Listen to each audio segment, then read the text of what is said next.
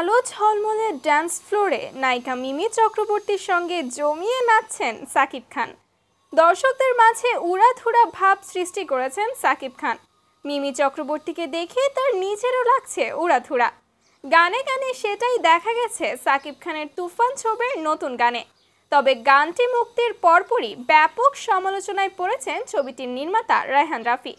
গত মে মাসে সিনেমাটির টিজার প্রকাশ্যে আসতেই উঠে আসে নকলের অভিযোগ। টিজারের পর এবার উঠল তুফানের গান নকলের অভিযোগ। বলা হচ্ছে এটি তোমার কোন কোন জায়গায় ব্যথা গো বান্ধবী ললিতার গানের সুরের সঙ্গে নকল করা হয়েছে। কপিরাইট শব্দটি যেন রায়হান রাফির পদবী হয়ে উঠেছে। একজন গ্যাংস্টারের গল্পে তৈরি হয়েছে তুফান, যেখানে উঠে আসবে 90 দশকের চিত্র। সে সময়ের এক নামকরা গ্যাংস্টারের কাহিনী নিয়েই এগিয়েছে সিনেমার গল্প। এতে সাকিব খানের বিপরীতে ঢাকার মাসুমা রহমান নাবিলা ও কলকাতার মিমি চক্রবর্তী রয়েছেন। বিশেষ চরিত্রে অভিনয় করেছেন চঞ্চল চৌধুরী। তো ভিউয়ার্স, আপনার কি মনে হয়, আসলেই কি গানটা নকল করে বানানো হয়েছে? অবশ্যই কমেন্ট করে জানাতে ভুলবেন না কিন্তু।